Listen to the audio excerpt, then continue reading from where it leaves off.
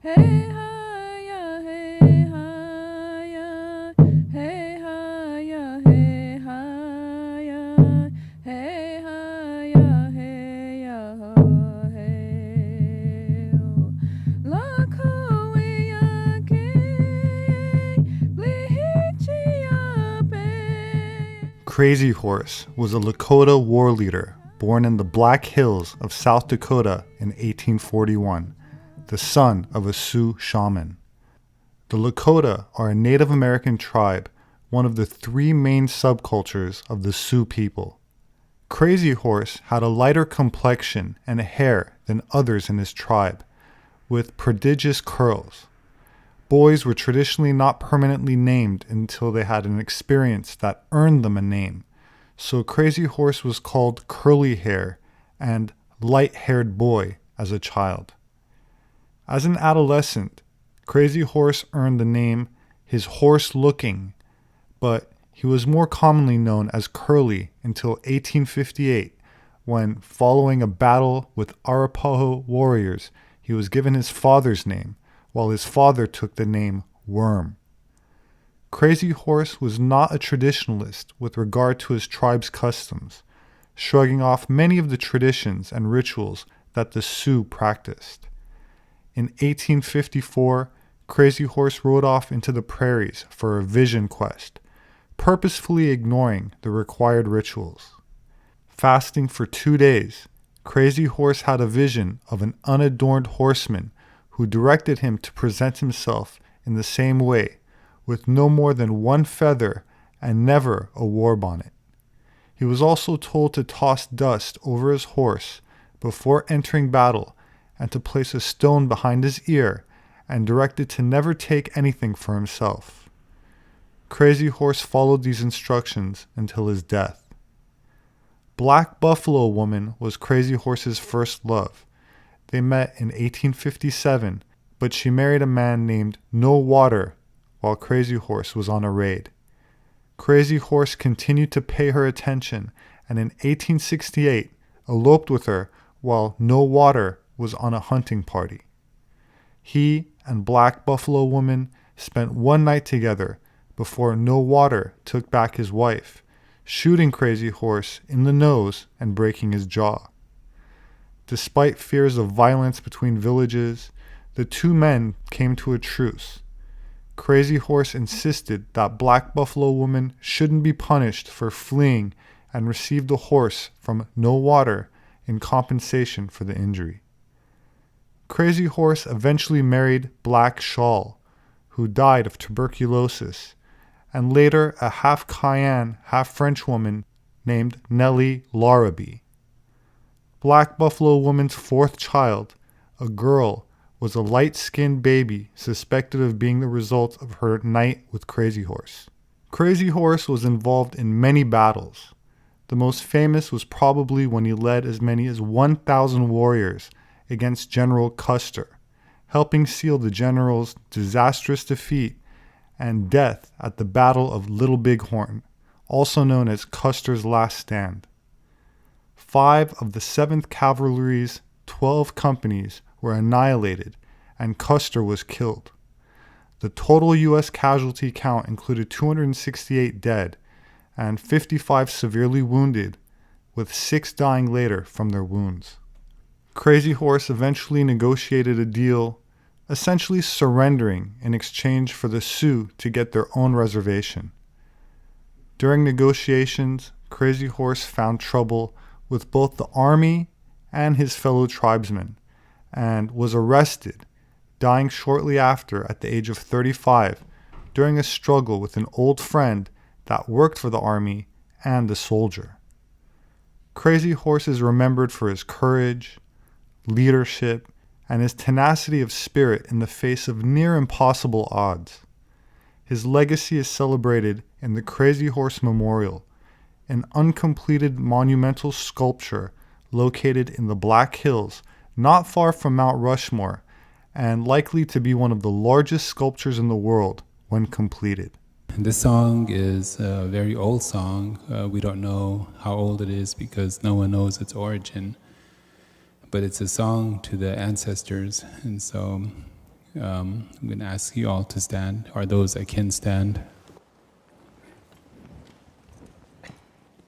Wakantranka troka peya Chewak yelo yohwe Wakantranka troka peya Chewak yelo yohwe Midaku yeop Wanik dacha troka peya Chewak yelo yohwe Wakantranka troka peya Chewak yelo yohwe Midaku yeop Wanik dacha troka peya Chewak yelo yohwe hoim Wakantranka troka peya Chewak yelo yohwe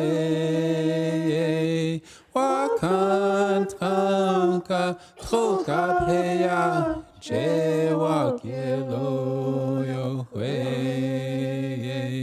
Mitaku yeop Wanik dacha troka peya Chewak yelo yohwe Wakantranka troka peya Chewak yelo yohwe Mitaku yeop Wanik dacha troka peya Chewak yelo yohwe hoim Mitaku yasi. The Sioux tribe once lived as woodland Indians along the upper Mississippi and Minnesota, Iowa, and Wisconsin. They were forced west by the French and their Chippewa allies. During the migration west to the Great Plains, the tribe split into 3 divisions, the Dakota, Nakota, and Lakota, which were the people's names for themselves. The name Sioux actually means little snakes, which was given to the tribe by the Chippewa Indians. The features of Sioux Indians that particularly stand out is their long, straight, jet black hair, often representative of people descending from Asia, or possibly Beringia, which is the name given to a region up near Alaska. Archeological, linguistic, and genetic studies indicate that the peopling of the Americas happened in several different waves, during different time periods, and that the populations were ethnically and racially diverse, rather than one homogeneous group. While my previous videos have focused on transatlantic settlers from Vikings, Celts, Phoenicians, Maritime Archaic, or better known as the Red Paint people, and even Ice Age seafaring populations genetically related to the European Basque people that used Solutrean bifacial stone tools, it could be said that evidence exists that seafaring people also arrived by boat on the Pacific side of the North American continent.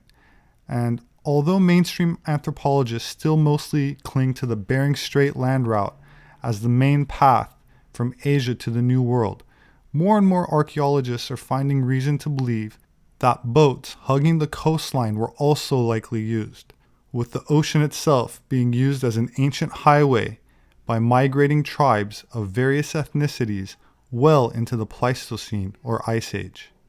Archaeologists in Canada unearthed an Ice Age settlement that may rewrite North American history. It's a story that has been passed down from generation to generation amongst the Sioux Nation. Indeed, it forms part of the oral history of the Canadian people. Yet the narrative it portrays has challenged widespread conceptions about the human migration in North America. And now, incredibly, archaeologists have found stunning evidence to prove it. Some 14,000 years ago, the North American continent was in the grip of an ice age. As a result, glaciers covered most of the land. Scientists have long believed that it was during this period that the first humans crossed into North America, traveling on foot across a land bridge between what is now Alaska and eastern Russia before moving further south via inland routes. However, a new discovery in northwestern Canada has challenged that belief. The story that the Heiltsuk people told concerned a strip of land along the west coast of Canada. In contrast to accepted scientific wisdom, their traditions claimed that this piece of land didn't freeze during the Ice Age. Consequently, they say, it was here that their ancestors took shelter from the freezing conditions. And as a result of these Heiltsuk beliefs, archaeologists recently turned their attention to an island called Tricket in British Columbia. The team that made the incredible find consisted of researchers from a number of different institutions. They included local First Nations groups, as well as the University of Victoria and the Hekai Institute. Together, the team members headed to Tricket Island to ascertain whether the Heiltsuk stories were rooted in fact. To begin with, the expedition had to dig down through layers of soil and peat. Then, after cutting through several feet of earth, the researchers came upon paleosol. This is a thin layer of fossil soil, and its discovery intrigued archaeologists. However, it wasn't the earth itself that was of interest, but rather what the soil contained. Within the parasol, the researchers subsequently discovered the remains of an ancient earth-like structure. What's more, inside that earth, there were minuscule flecks of charcoal. Painstakingly, using tweezers, the team extracted these tiny pieces of burnt wood. When the fragments had finally been pulled out, they were taken off and carbon dated, and the results of these tests were astounding. When the results came back, they confirmed the oral history of a Heiltsuk nation. The settlement had been established around 14,000 years ago. The spit of land that the First Nation people had been telling stories about for so long had been found, and there were further revelations to come. Alongside the charcoal fragments, the archaeologists found a number of other incredible items. For example, there were fish hooks and tools, while nearby the researchers discovered spears that would have been used to hunt marine mammals. There were also a hand drill, which could have been utilized to start the fire that produced the charcoal. To put the discovery into some historical context, the settlement found on Tricket Island is thousands of years older than the Egyptian pyramids. It predates the Roman Empire as well. In fact, it was around when animals such as mammoths still walked the earth. And now it's reshaping how scientists think the Asian originating ancestors of some Native American tribes first arrived in North America. Until recently, the dominant theory was that after crossing on foot from what we now call Siberia, these early humans made their way south on foot along a route to the east of the Rockies. However, doubts have arisen regarding this hypothesis. For example, scientists have questioned whether there could be enough resources for ancestors to survive such an inland journey. And indeed, the find on Tricket Island suggests another explanation. It had long been held that the coast would have been uninhabitable during this period, but the evidence uncovered on Tricket Island seems to have shattered that belief. It does even more than that, though. In fact, it suggests that one of the earliest human migrations into North America wasn't made by land, but that our ancestors instead used the sea to make their first forays into the continent. And thanks to the items found at Tricket, archaeologists have evidence to support that idea. It seems that the ancestors of the Heiltsuk nation could have been capable of moving along the coast of the land bridge into North America. What's more, from there it appears that they continued to move deeper into the continent along the coast rather than by land. It was the spears that gave archaeologists this insight, as the weapons were clearly used to hunt large marine mammals.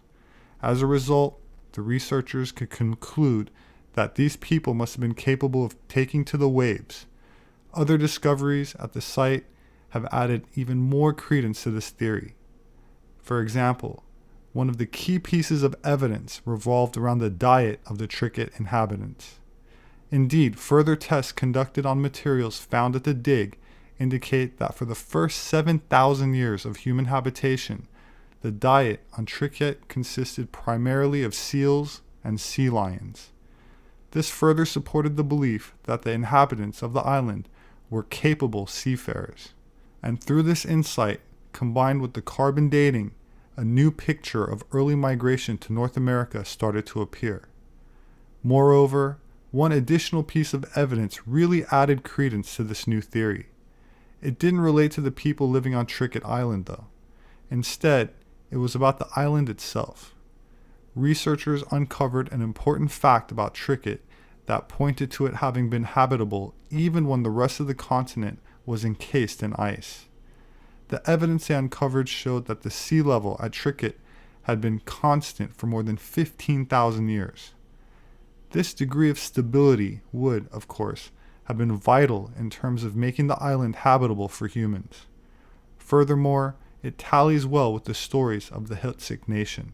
So now, we don't just have oral history, we have this archaeological information. William Housty, a member of the Celtic nation, told CBS News. It's not just an arbitrary thing that anyone's making up. We have a history supported from Western science and archaeology. And while the discoveries at Trinket Island are changing the way the scientists think about the way the New World was populated, they also demonstrate that oral history can be just as strongly rooted in fact as any other type of record. On a small piece of land on the west coast of Canada, archaeologists are rewriting history, and it's all thanks to an oral tradition that proved to be absolutely true. Hey ha ya, hey ha ya, hey ha ya, hey ha ya, hey ha ya, hey ya, hey. My name is Robert Sepehr. I'm an anthropologist. My published work is available on Amazon. My books make a great gift. If you'd like to support my work, you can do that through patreon.com. There should be a link in the description section for those who are interested. I appreciate it very much. Thank you. Please also hit the like button and don't forget to subscribe for future updates. As always, I look forward to reading your thoughts, so please leave a comment below. Please have a wonderful weekend, and I hope to see you again soon.